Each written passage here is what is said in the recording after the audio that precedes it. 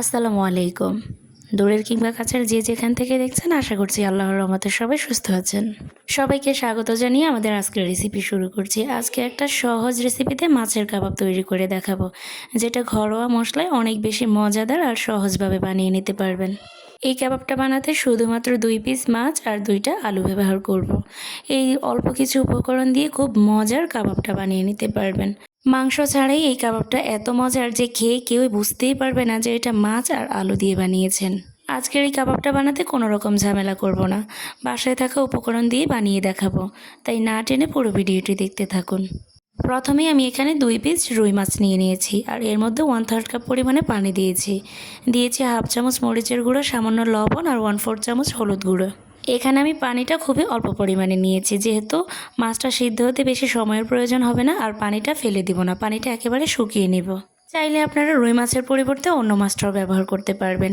আর এই মাছটা সিদ্ধ করতে আমার প্রায় 5 থেকে 7 মিনিটের সময়ের প্রয়োজন হয়েছে। এখন আমি এই মাছটা ভেঙে দেখাচ্ছি কতটা পারফেক্টভাবে সিদ্ধ হয়ে গিয়েছে। এটা ভালো করে ভেঙে ভিতরে কাঁটাটা বেছে নেব। কাঁটাটা ভালো করে বেছে ফেলে দিবেন আর ঝুড়ো করে নিতে হবে। এরপর আমি কড়াইতে প্রায় 3 টেবিল চামচ পরিমাণে তেল দিয়ে দিয়েছি আর এর মধ্যে দিয়ে দিয়েছি হাফ কাপ পেঁয়াজ কুচি আর 4টা কাঁচামরিচ কুচি। এখন পেঁয়াজের কাঁচা গন্ধটা যাওয়া পর্যন্ত ভেজে নিব। প্রায় 4 থেকে 5 মিনিট ভেজে নিলেই কাঁচা গন্ধটা দূর হয়ে যাবে। এরপর আমি এখানে দিয়ে দিচ্ছি 1 চামচ পরিমাণে রসুন বাটা আর হাফ চামচ পরিমাণে জিরা বাটা। আমি এখানে শুধু রসুন বাটা আর জিরা বাটাটা ব্যবহার করেছি, আদা বাটা ব্যবহার করিনি। এরপর এই বাটা মশলাটা প্রায় 2 থেকে 3 মিনিটের মতো ভালো করে পেঁয়াজের সাথে তেলের মধ্যে ভেজে নেব। তারপরে যে মাছটা কাটা বেছে ঝুড়ো করে রেখেছিলাম সেই মাছটাই এখন দিয়ে দিব। মাছটা পেঁয়াজের সাথে ভালো করে মিশিয়ে এখানে আমি 2টা আলু আগে থেকে সেদ্ধ করে ভালো করে মেশ করে নিয়েছি। এরপর সেই আলুটাও এর মধ্যে দিয়ে দিচ্ছি। মাছ সেদ্ধ করার সময় যেহেতু আমি হলুদটা ব্যবহার করেছি, তাই এখন আর কোনো রকম হলুদ ব্যবহার করছি না, শুধুমাত্র 1 চামচ পরিমাণে মরিচের গুঁড়ো ব্যবহার করছি। আলু আর মাছটা ভালো করে মেখে নিচ্ছি। দুটো একসাথে ভালো করে মিশিয়ে প্রায় 2 থেকে 3 মিনিটের মতো রান্না করে নিয়েছি। এরপর চুলা থেকে নামিয়ে একটু ঠান্ডা করে নিচ্ছি। পুরো মিশ্রণটা আমি একটা বাটিতে নিয়ে নিয়েছি। এর মধ্যে দিয়ে দিচ্ছি 1 চামচ গরম মশলার গুঁড়ো, হাফ চামচ গোলমরিচের গুঁড়ো, 2 চামচ পরিমাণে দিয়ে দিচ্ছি ধনিয়া পাতা কুচি। এরপর এখানে দিয়ে দিচ্ছি 1 টেবিল চামচ পরিমাণে কাবাব মশলা, আরও দিয়ে দিচ্ছি একটা ডিম। এই ডিমটা কিন্তু অবশ্যই রুম টেম্পারেচারে থাকা ব্যবহার করতে হবে। এরপর 4 টেবিল চামচ পরিমাণে দিয়ে দিয়েছি বিস্কিটের গুঁড়া। এখানে চাইলে আপনারা ব্রেড ক্রাম্বস অথবা পাউরুটিটাও ব্যবহার করতে পারবেন। বাসায় যদি কাবাব মশলাটা না থাকে তাহলে এখানে 1 চামচ পরিমাণে ভাজা জিরার গুঁড়া আর হাফ চামচ ধনিয়া গুঁড়া ব্যবহার করে নেবেন, তাহলেই হবে, অথবা চাট মশলাটা ব্যবহার করলেও চলবে। এ পর্যায়ে আমি লবণটা চেক করে নিয়ে স্বাদ মতো লবণ ব্যবহার করছি। তারপরে আবারও ভালো করে সব কিছু মিশিয়ে নিচ্ছি। সবগুলো মশলা খুব ভালো করে এই মাছের মিশ্রণটাতে মিশিয়ে নিতে হবে, এতে করে সব দিকে মশলাটার মিশ্রণ ভালোভাবে ছড়িয়ে থাকবে। আমি এখানে ঘরে থাকা মশলাগুলো ব্যবহার করেছি, খুব বেশি মশলা কিন্তু ব্যবহার করিনি। আর এই মশলাগুলো ব্যবহার করলেই কিন্তু মাছের কাবাবটা খেতে অনেক বেশি ভালো লাগবে। অবশ্যই পরিমাপটা ঠিক মতো রাখবেন। এরপর হাতে একটু তেল মেখে নিয়েছি, এখন কাবাবের শেপটা দিয়ে দিচ্ছি। আমি সবগুলো কাবাব একটু বড় সাইজেরই বানিয়ে নিচ্ছি, কারণ কাবাবটা খুব ছোট বানালে দেখতে ভালো লাগে না।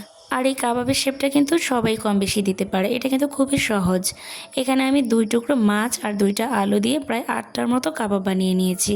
এ পর্যায়ে কিন্তু কাবাবগুলো একটা এয়ারটাইট বক্সে ডিপ ফ্রিজে সংরক্ষণ করতে পারবেন।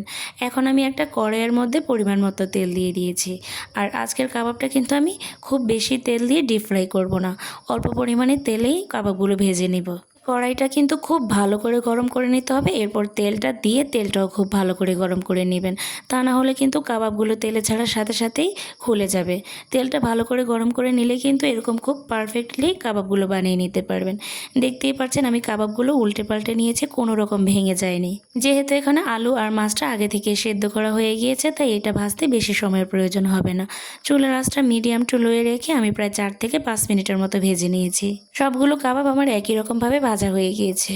খুবই অল্প তেল মশলায় এই কাবাবটা খেতে দারুণ মজার, আর বানানো এতটাই সহজ যে কেউ বানাতে পারবে। মাত্র 2 টুকরা মাছ আর 2টা আলু দিয়ে এরকম মজার কাবাবগুলো বানিয়ে নিলাম। আর যে মশলাগুলো ব্যবহার করেছি এটা কিন্তু সবার বাসায় অ্যাভেলেবেল থাকে। একটা কাবাব ভেঙে দেখাচ্ছি ভিতর থেকে কতটা জুসি হয়েছে। এই কাবাবটা যে মাছ দিয়ে বানানো, এটা খাওয়ার পর কেউ বুঝতেই পারবে না। যদি আপনি না বলেন তাহলে কেউই বুঝতে পারবে না এটা যে মাছ দিয়ে বানানো, মনে হবে যে মাংসের কাবাব। অনেক বাচ্চারাই আছে মাছটা খেতে চায় না, তাদেরকে কিন্তু চাইলে এইভাবে কিন্তু মাছের কাবাবটা বানিয়ে দিতে পারেন। এমনিতেই খেয়ে নেবে, অথবা কিন্তু মেহমান আপ্যায়নে এটা সাইড ডিশ হিসেবেও রেখে দিতে পারেন। প্রতিদিনের মতো আশা করছি আমার আজকের রেসিপিটাও আপনাদের কাছে ভালো লেগেছে। আর ভালো লাগলে অবশ্যই কমেন্ট করে জানাবেন, একটা লাইক দিয়ে শেয়ার করে রেখে দিবেন, যাতে করে পরবর্তীতে খুব পারফেক্টভাবে বানিয়ে নিতে পারেন। এরকম সহজ আর মজার রেসিপিগুলো পাওয়ার জন্য প্লিজ আমার চ্যানেলটা সাবস্ক্রাইব করে সাথেই থাকবেন। যারা ফেসবুক থেকে দেখছেন অবশ্যই পেজে ফলো দিয়ে রাখবেন। আল্লাহ হাফেজ, আসসালামু আলাইকুম।